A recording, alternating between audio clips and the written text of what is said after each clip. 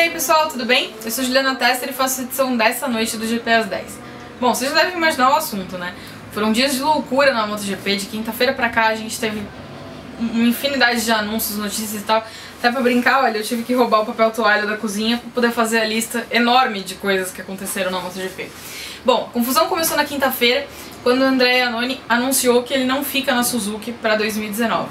Na verdade isso já era meio esperado, né? A performance do Iannone ficou bem abaixo daquilo que a Suzuki esperava dele, já que ele foi contratado para ser o cara da equipe, considerando que o Rins era um estreante. E aí isso acabou não acontecendo. Nesse ano ele até que melhorou de performance, mas aí já era tarde demais, digamos assim.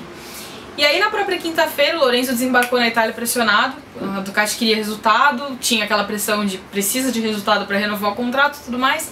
Quando ele chegou ele já deu indício de que ele não ia continuar por lá.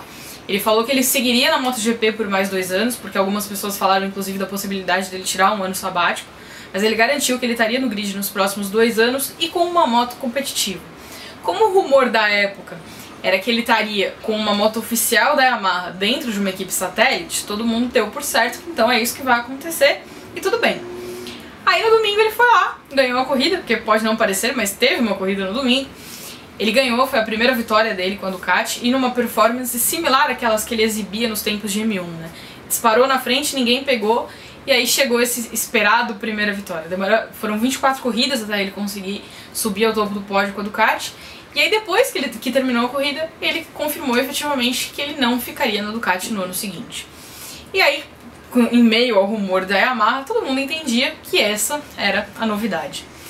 Na segunda de manhã começaram os rumores de que o Dani Pedrosa não ficaria na Honda depois desse ano, né? Encerrando aí uma relação de quase 20 anos, considerando as categorias menores. Demorou um pouquinho, a Honda confirmou que ele efetivamente não ficaria no time.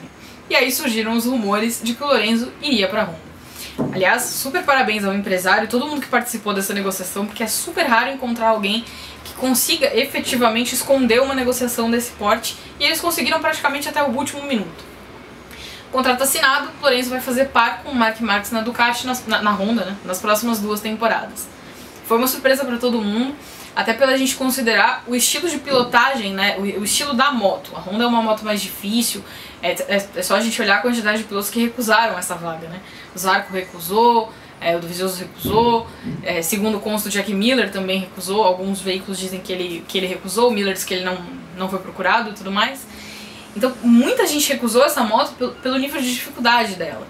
E aí tu fica pensando assim, putz, o Lorenzo e o Marquez são polos opostos em termos de estilo de pilotagem, né?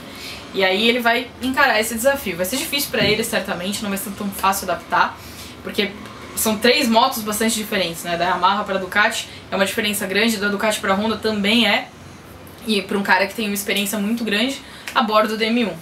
Vai ser um desafio novo, mas ao mesmo tempo a gente fica curioso pra saber como é que vai ser, né? Acho que todo mundo já quer que chegue logo 2019 pra gente ver o que vem pela frente. Aí o lugar que ficou vago na Ducati foi pro Danilo Petrucci. Isso não é exatamente uma surpresa, né? O Petrucci já é um piloto contratado direto pela fábrica de Bolonha, o contrato dele é com a Ducati hoje, não é nem com a Pramac. E já tinham esses rumores de que ele seria o cara, né? A cúpula da Ducati já tinha elogiado a performance dele, já desde o ano passado ele tinha tido alguns desempenhos super positivos, e aí esse ano ele continuou nessa pegada, então eles já tinham deixado claro. Não é uma surpresa e o momento disso, né, a gente ontem no Paddock GP a gente conversou sobre isso, sobre o momento da Ducati ter tomado essa decisão. Eu pessoalmente acho que a Ducati fez o certo. Ela tinha até o fim do mês por contrato para dar tanto pro Petrucci quanto pro Jack Miller um direcionamento, né, quem vai quem fica, porque uma vaga na Pramac já é do Francesco Bagnaia, então alguém tinha que abrir caminho. Então não dava pra eles ficarem esperando eternamente, vamos decidir o que nós vamos fazer com o Lorenzo no Natal, porque aí não dava, os outros caras iam fazer o que da vida? O Petrucci já tinha dito que ele tinha uma oferta da Aprilia, então ele também não podia correr o risco de ficar com uma mão na frente e outra atrás. Aí hoje de manhã a gente também teve a confirmação pela Tech 3 de que o Raffici Arin segue no time, né? A gente tinha essa suspeita do que aconteceria com ele, essa dúvida, né? Por conta da chegada da KTM, da parceria com a KTM, mas no fim o Hervé Poncharal, que é o dono do time, ficou super satisfeito com a performance do Malai, que aliás tem sido muito boa, né? Ele foi um cara que caiu no colo essa vaga na MotoGP, super de última hora, porque era a vaga do Jonas Folger, e aí quando ele decidiu não correr por conta da saúde dele, a Tech 3 ficou sem ninguém, teve que correr atrás de um tampão, porque um monte de gente já tinha um contrato definido, e aí apareceu o Malai e ele não decepcionou. Então O Hervé Poncharal já tinha dado indícios de que queria...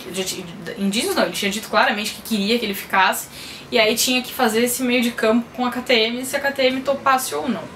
Agora o que a gente tem? Entre as 6 fábricas do grid, hoje só Aprilia e Suzuki tem vagas em aberto. Mas assim, aberto entre aspas, né? Na Suzuki todo mundo dá como certo o acerto com o Joan Mir, que é o atual campeão da Moto3, que hoje está na Moto2. Durante o fim de semana, o David Brivio, que é o chefe da Suzuki, confirmou que a negociação está em fase final, então ele deve sim ser promovido e aí essa vaga já não existe mais.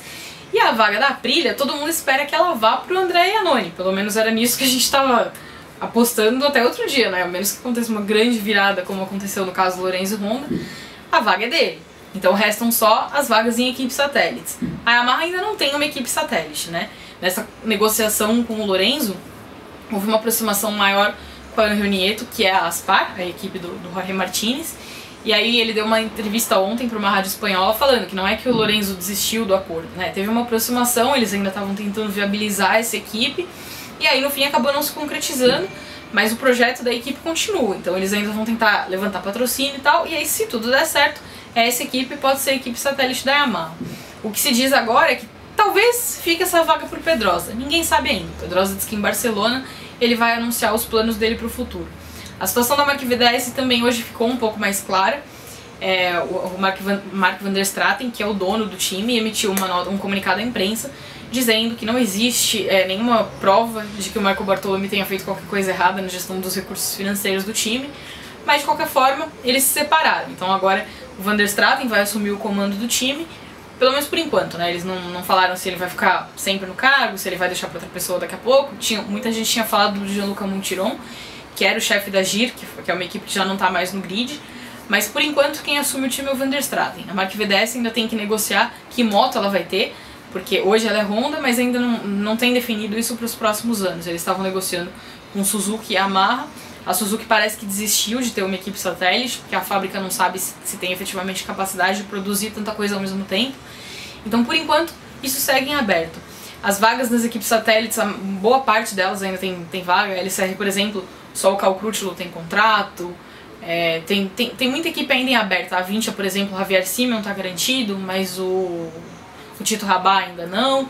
Então ainda tem algumas vagas, mas em equipes menores. Bom, a gente só completou 1/3 da temporada 2018 e ninguém para de falar de 2019, né? Fica aqui a curiosidade, o que vocês esperam desse grid do ano que vem? Como é que com essa nova cara, né? São várias equipes com mudanças. A Yamaha acho que é uma das poucas que não vai mudar nada, que segue com o mesmo time. Mas de resto, todo mundo muda alguma coisa. E aí, o que vocês esperam? Quem vem forte no ano que vem? Bom, eu vou ficando por aqui e a gente se vê numa próxima. Valeu!